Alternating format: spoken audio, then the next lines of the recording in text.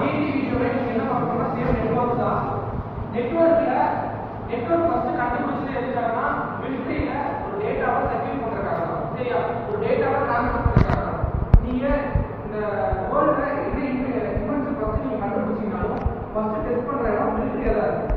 எதனாலனா அங்கதான் வந்து சிவிலியன்ஸ் வந்து கம்மியா இருப்பாங்க. ஓகேவா? அங்க என்ன உங்களுக்கு என்ன வந்து ஒரு காசு ஏற்பட்டாலும் இல்லை ஏதோ ஒரு மாற்றம் ஏற்பட்டாலும் அது வந்து ஹியூமனோட வேல்யூவை அஃபெக்ட் பண்ணாம இருக்கிறதால மிலிட்டரியில தான் மேக்ஸிமம் யூஸ் பண்ணுவாங்க. சரியா? அப்படி இருக்கும்போது நீங்க ஒரு செகண்ட் கேட்கலாம். அப்ப டேட்டா ஷேர் பண்ண ஸ்டார்ட் பண்ணியாச்சு. நம்ம கம்யூனிகேஷன்ல டேட்டா ஷேர் பண்ண ஸ்டார்ட் பண்ணியாச்சு. எதுக்கு நம்ம 5G 4G அப்படி டெவலப் ஆகணும்? ஓகேவா? எதுக்கு நம்ம டெவலப் ஆகணும்? ஏன்னா ஃபர்ஸ்ட் கம்யூனிகேஷன் கொண்டு வரும்போது அவன் யூஸ் பண்ணிருப்பான். யூஸ் பண்ணதுல ஒரு எரரா அவன் வந்து ஃபேஸ் பண்ணிருப்பான். ஏதாவது இடத்துல டிலே ஃபேஸ் பண்ணிருப்பான். ஒன்று டேட்டா செக்யூரிட்டி பண்ணதுக்கான ரீசன் என்ன? டேட்டா லாஸ் ஏற்பட்டுருக்கும். அதோட ஒரு ஆன்சரா தான் செக்யூரிட்டி கொண்டு வந்தாங்க. ஓகேவா? உங்களுக்கு நெக்ஸ்ட் ஸ்பீடுங்கிறது 5G 4G அந்த 3G பேண்ட்விட்த்ல இது கொண்டு வந்தாங்க. ஏதாவது ஒரு இடத்துல அங்க வந்து நெட்வொர்க் இஷ்யூ ஆகிருக்கும். அந்த இடத்துல ஸ்பீட் பண்றதுக்காக கொண்டு வந்ததுதான் இந்த நெட்வொர்க். அப்படி இருக்கும்போது என்ன உங்களுக்கு என்ன புரிய வருது? ஒரு இன்வென்ஷன் அப்டேட்டோ இல்லை மெயின்டைனோ ஆகுதோ அதுக்கான ரீசன் என்ன இருக்கும்? ஏதாவது ஒரு இடத்துல டிலேயோ இல்லை ஏதாவது ஒரு ப்ராப்ளத்தை ஃபேஸ் பண்ணிருக்கான்னு தெரியுதா? இப்போ நம்ம என்ன கான்செப்ட் பண்ணலாம்? நெட்வொர்க்ல கான்செப்ட் எடுத்துக்கலாம். சரியா? எல்லாத்துக்கும் ஒவ்வொரு எம்பத்தி கொடுக்கலாம். சரியா? ஒவ்வொரு ப்ராப்ளம் கொடுக்கலாம். ஒன்று ஹாஸ்பிட்டலு, இன்னொன்று காலேஜ், இன்னொன்று ஃபைனலாக இன்னொன்று என்னன்னா மிலிட்டரி. ஓகேவா? இந்த 3 செக்டாரை பிரிச்சுக்கோங்க. இந்த 3 செக்டார்ல உங்களுக்கு என்னென்ன ப்ராப்ளம் ஃபேஸ் பண்ண முடியும் அதுக்கான சொல்யூஷன்ஸ் என்னன்னு சொல்லி பார்க்கலாம். இதுக்கு 3 டீமா பிரிச்சுக்கோங்க. நீங்களே பிரிச்சுக்கோங்க.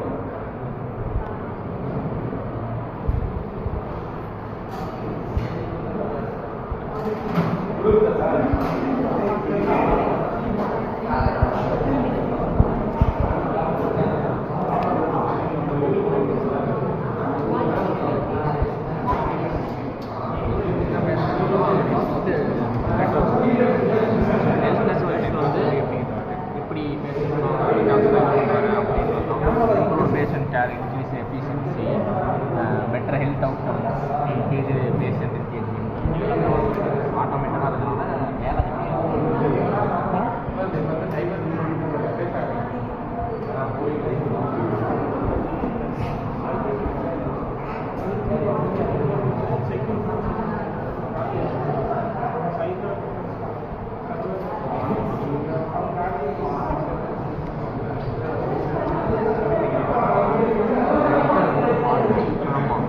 எலக்ட்ரானிக்ஸ் எல்லாமே அப்லோட் பண்ணிட்டா நமக்கு என்ன இருக்கும்? எல்லாமே ஃபிசிக்கல் ஸ்ட்ரக்சர் இருக்காங்க. அப்போ எப்போ தேவைன்றப்ப வேறு எங்கேனாலும் எப்போனாலும் எடுத்து பார்த்துக்கலாம்.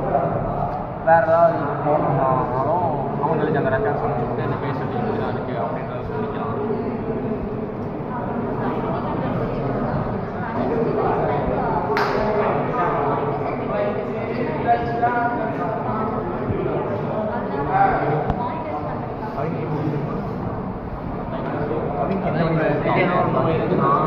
இந்த நோயை தீர்மானிக்கிறதுக்கு ஹாஸ்பிட்டலில் அவனை ட்ரீட் பண்ண முடியாது.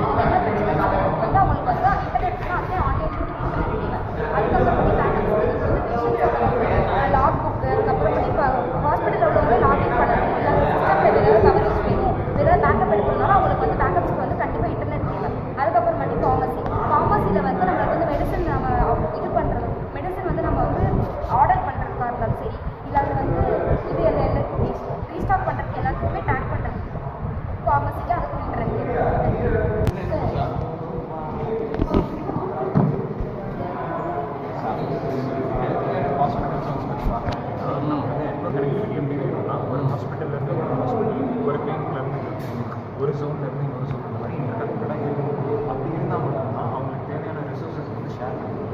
இதில் மேஜராக அவங்க என்ன யூஸ் பண்ணுறாங்க அப்படின்னா இல்லைனா வயர்லெஸ் யூஸ் பண்ணுவாங்க. நெக்ஸ்ட் வந்து பார்த்தீங்கன்னா system data transmission, communication, security இதெல்லாம் வந்து மேஜர் ஹாஸ்பிட்டல் செக்யூரிட்டி வந்து டாப் மோஸ்ட் ஒரு இதாக நம்ம ஃபங்க்ஷனாக நம்ம வந்து இதில் என்ன பெனிஃபிட் இருக்குன்னு கேட்டிங்கன்னா நம்ம நெட்ஒர்க்ஸ் எல்லாம் இன்டர்கனெக்டடாக இருக்குது.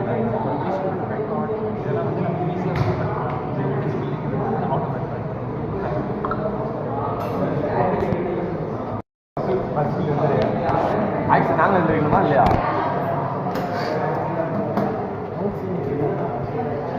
மிலிட்ரியில் வந்து நெட்ஒர்க்கில் எப்படி யூஸ் பண்ணுறாங்கன்னா செக்யூர் கம்யூனிகேஷன் யூஸ் பண்ணுறாங்க. கம்யூனிகேஷனை வந்து செக்யூராக வச்சுக்கிறதுக்காக அந்த நெட்ஒர்க்கை அதில் யூஸ் பண்ணுறாங்க. சைபர் டிஃபென்ஸ்னால யூஸ் பண்ணுறாங்க. அது எப்போல்லாம் யூஸ் பண்ணுறாங்க பார்த்தீங்கன்னா மற்ற